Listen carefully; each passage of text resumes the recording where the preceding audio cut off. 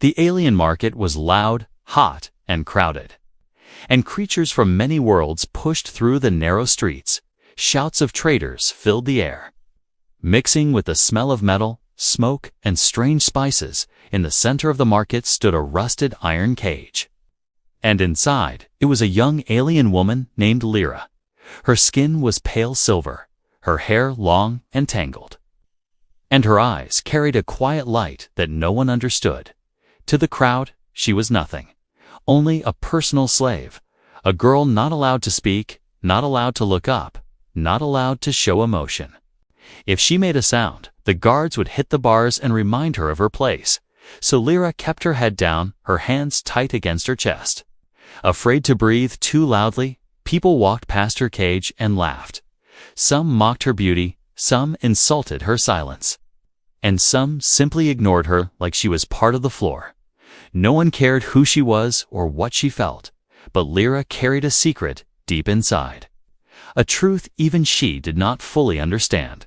Sometimes, when she was alone, she felt a warm energy move under her skin, like a sleeping star. She feared it, and she hid it, because slaves with power died quickly in this place. Then, one afternoon, when the sun burned red above the market, a human man entered the square. He looked tired, dusty, and poor. Wearing old leather boots and a brown travel coat, his name was Jonas Hale. And he carried only a small metal coin in his pocket. The last coin he owned, people did not notice him at first. Because humans were rare here, but not important. Yet when he passed Lyra's cage, something strange happened. Jonas stopped walking. He stared at Lyra with eyes full of shock, like he recognized a ghost from an old memory. Lyra lifted her eyes a little, confused and scared. No one had ever looked at her like that. Not with fear, not with pity, but with something else. Something like respect. The slave merchant noticed Jonas and laughed loudly. "You want to buy a slave with that face and those clothes?" the merchant said. Slapping the bars of the cage, "You cannot even buy a broken chair." The crowd laughed with him. Jonas did not laugh. He stepped closer to the cage and whispered, "How much for her freedom?" The crowd fell silent. Surprised by the word freedom, slaves here were sold for work, pleasure, or punishment, but never for freedom. The merchant smirked and waved his hand. "For freedom, human. The price is higher than your life." Jonas calmly placed his last coin on the table. The merchant roared with laughter. "You think one coin can free a girl?" But Jonas did not remove his hand. Instead, he reached into his coat and pulled out a small black token, engraved with a glowing symbol. The crowd gasped. The merchant froze, his face suddenly pale. It was a favor token, an item that could only be granted by someone extremely powerful.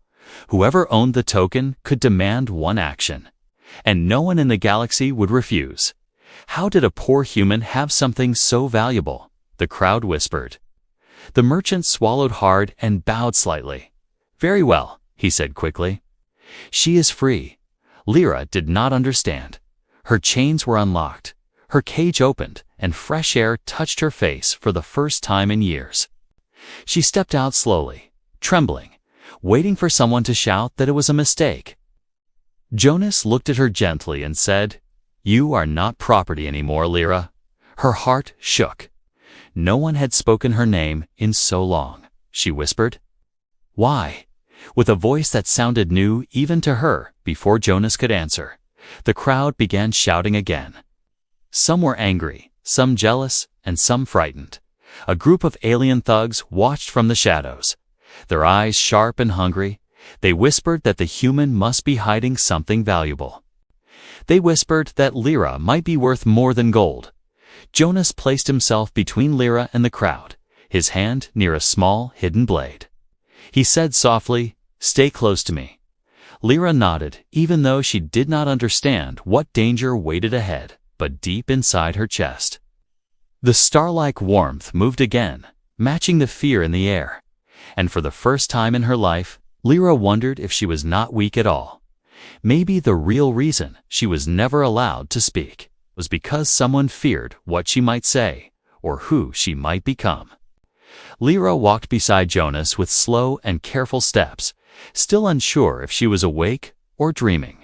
Her wrists felt strange without the cold metal cuffs, and her heartbeat was fast like a bird trapped in a window. Jonas stayed close to her as they moved through the noisy market, watching every shadow and every corner. Even though he looked like a poor traveler, his eyes scanned the crowd like a trained soldier. Lyra noticed this, and it confused her even more.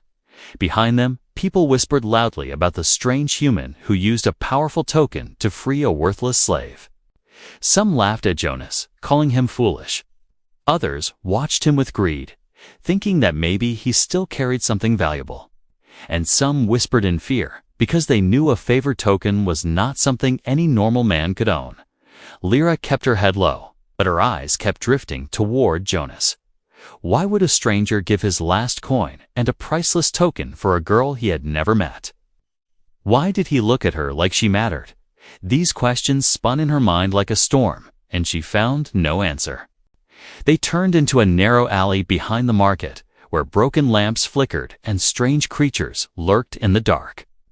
Jonas slowed down and said softly, "We need to move quickly." Lyra nodded. Though she did not understand the danger fully, but Jonas understood it. He heard footsteps behind them. Footsteps that moved silently, but not silently enough. He whispered, "Do not look back." Lyra obeyed, trusting him even though she barely knew him. Suddenly, 3 alien thugs stepped out of the shadows ahead of them, blocking the only exit. They were tall, strong, and armed with sharp metal blades.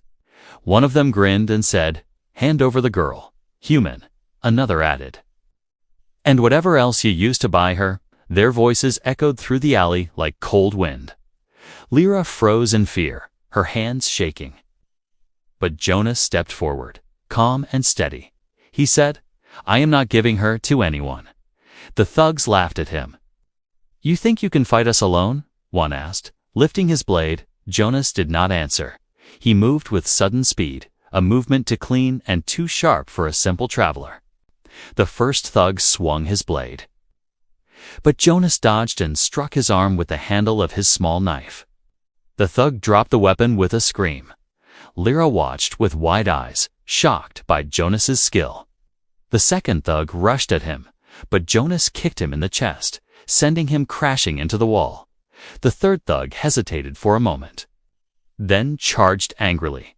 Jonas spun aside and hit him behind the knee, knocking him down. The fight was over in seconds. The thugs groaned on the ground, clutching their injuries.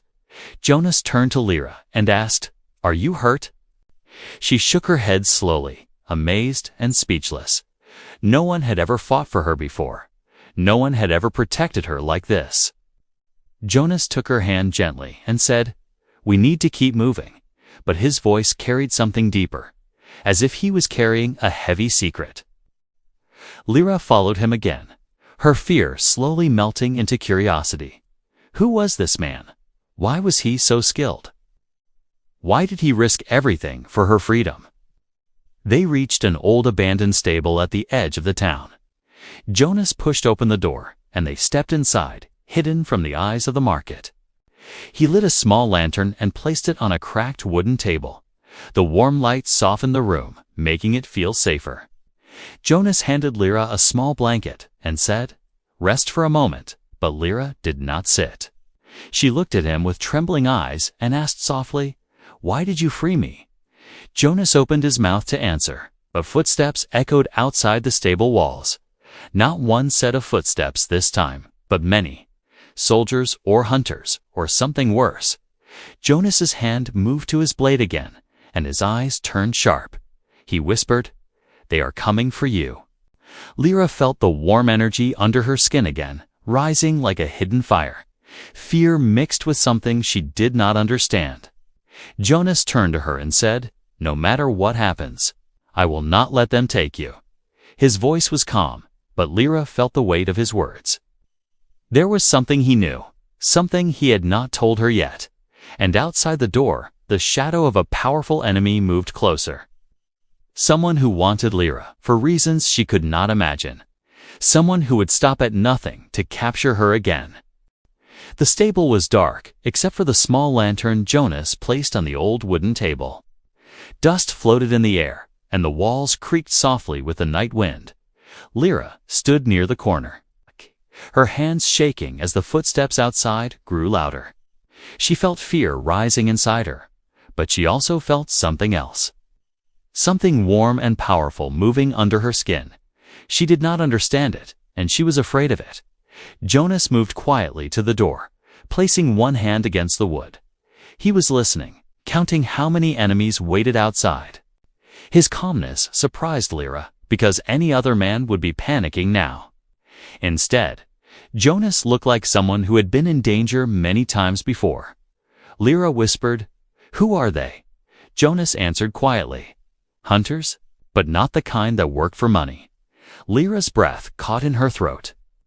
Hunters who did not work for money hunted for something far more important. The footsteps stopped, and for a moment the stable fell completely silent. Jonas stepped back from the door and whispered, "They are trying to scare us."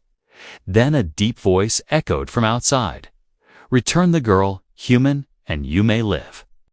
Lyra felt her knees weaken. Jonas shook his head and whispered, "Do not listen."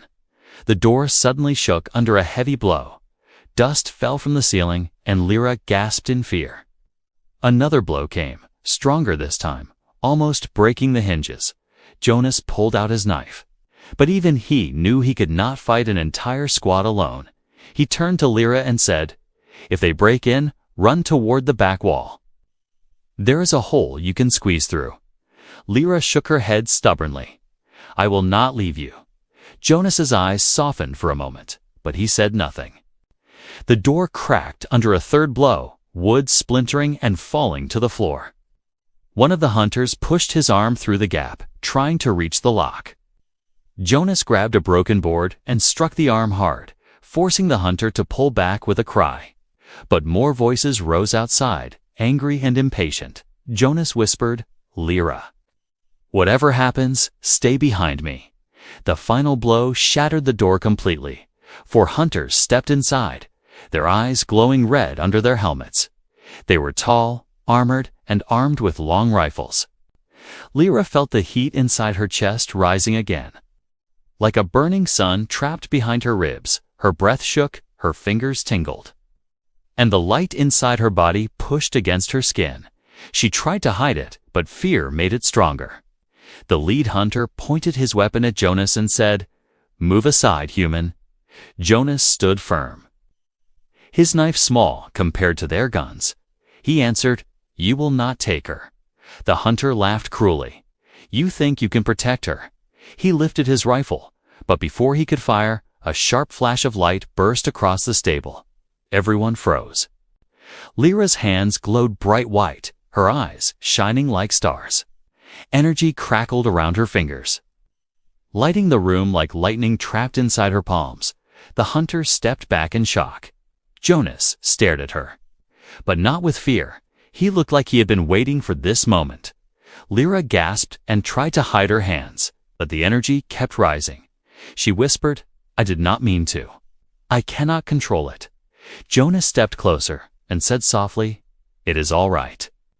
I understand." The hunters aimed their rifles at her again, shouting, "Starborn! Capture her alive!" Lyra's heart pounded. She did not know what Starborn meant. She only knew that people who were different were punished, chained, or killed. Jonas grabbed her arm and pulled her behind a wooden crate as the hunters opened fire. Energy bolts crashed into the walls, shattering wood and filling the room with smoke and dust. Lyra coughed and covered her ears as explosions echoed around them. Jonas leaned close and whispered, "Lyra, listen to me. Your power is not a curse." She shook her head, trembling. "If I use it, people will die." Jonas looked her in the eyes. "If you do not use it, we will die." Another explosion shook the stable. Lyra felt her power pushing harder, begging to be released. Tears filled her eyes as she whispered, "I do not want to hurt anyone." Jonas placed his hand gently on her shoulder, then control it. "Use only what you need." Lyra took a deep breath, trying to calm the storm inside her. The light in her hands softened, becoming warm instead of violent. The hunters approached their hiding place, weapons ready. Jonas tightened his grip on his knife, preparing for the final fight. But before they reached them, Lyra rose slowly to her feet. Her silver hair lifted gently in the glowing air. Her hands shined again, but this time the light was calm, controlled, almost peaceful. The hunters paused, uncertain. Lyra lifted her palm and released a soft wave of energy. It did not kill them. It did not burn them. Instead, it pushed them back gently, but powerfully, throwing them out of the stable and into the dirt outside. The force was strong enough to defeat them without ending their lives. Jonas stared at her with quiet respect. He whispered, "You saved us." Lyra trembled, her hands fading back to normal. She whispered back, "What am I?" Jonas looked at her with a serious but gentle expression. "You are one of the last starborn, Lyra, and the galaxy fears your kind." Lyra felt her world break open, her past, her chains, her silence. None of it was simple anymore, and the danger around her had only just begun. The night outside the broken stable was quiet again. But it was not a peaceful quiet. It was the kind of silence that warned of a bigger storm. Lyra stood in the middle of the ruined room, staring at her hands, still afraid of the light that had just come from her body. Her chest rose and fell fast, and her silver hair trembled with every breath she took. She whispered, "Starborn." What does that even mean? Jonas looked at her gently, though his eyes carried a heavy truth he had been hiding for a long time. He said, "It means you are not what they told you you were. You are not weak, you are not property, and you were never meant to be a slave." Lyra shook her head slowly, unable to accept the idea. Her whole life had been cages, silence, orders, and fear. How could she suddenly be something powerful, something rare, something hunted? Jonas walked toward her, stepping over broken boards and shattered stone. He stopped a few feet away, giving her space but letting her know she was not alone. He said quietly, "The Empire hides the truth about your kind. They fear the Starborn because one Starborn can change the fate of a whole planet." Lyra's heartbeat quickened. She whispered, "Change." "How?" Jonas hesitated, searching for the right words. Then he said, "Your people were once protectors of the galaxy. You had the power to heal, defend, and create energy from the stars themselves." Lyra's eyes widened in disbelief. She touched her chest lightly. Feeling the faint warmth still there, she said, "I do not understand. If my people were protectors, why was I kept in a cage?" Jonas looked away for a moment, pain flickering across his face, because the answer was not simple and not kind. He finally said, "The Empire feared losing control. So they hunted your people, and those who survived were taken as slaves so no one would know what they really were." Lyra staggered back a step, as if the truth had struck her like a blow. Her breath caught in her throat, and her voice shook as she whispered, "So my chains were part of a lie." Jonas nodded slowly. "Yes. They wanted to break your spirit so your power would never rise." Lyra felt tears burning at the corners of her eyes. Not tears of weakness, but tears of confusion, of anger, of awakening. Her hands curled into fists, glowing faintly for a moment before fading again. Before Lyra could ask more, a deep rumbling sound shook the ground beneath their feet. Jonas's head snapped up, his expression turning sharp and alert. He extinguished the lantern quickly, plunging the stable into darkness.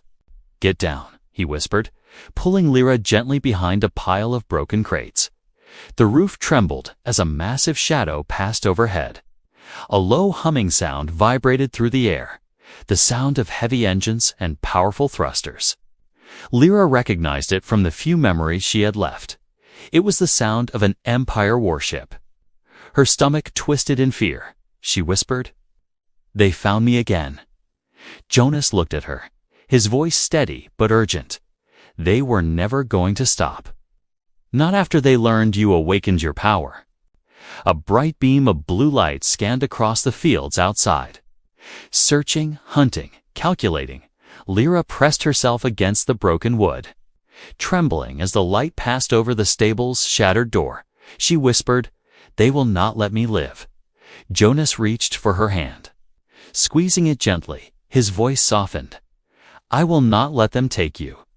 Lyra stared at him, confused again by his strength. His certainty, his willingness to fight for her, even when her own life felt like a burden. She whispered, "Why? Why do you care so much?" Jonas opened his mouth to answer, but the warship landed with a thunderous crash nearby. The shock wave shook the ground, sending dust falling from the ceiling and rattling every broken board. Voices rose outside, armored soldiers shouting orders, metal boots slamming against the earth, weapons powering up. Jonas pulled Lyra close and whispered, "They are preparing a full capture. This is not a small squad this time." Lyra swallowed hard, fear tightening her chest. She felt the warm energy inside her body begin to rise again, but this time she forced it down, terrified of losing control. Jonas lifted her chin gently and said, "Do not fear your power. Fear the people who made you afraid of it." Lyra closed her eyes, trying to breathe, trying to calm herself, trying to understand who she truly was. A metal fist slammed against the stable wall, cracking the wood. Then another. Soldiers were surrounding them. Jonas pulled out his blade and said, "We need to move now." Lyra followed him toward the back of the stable, her steps shaking but determined. The light under her skin pulsed again, responding to her fear and anger. She whispered, "Jonas, what do they want from me?" Jonas looked at her with a heavy truth in his eyes and said, "Not something. Everything." And with that, the back wall split open from another explosion. The Empire had found them. And the chase for Lyra's life was far from over.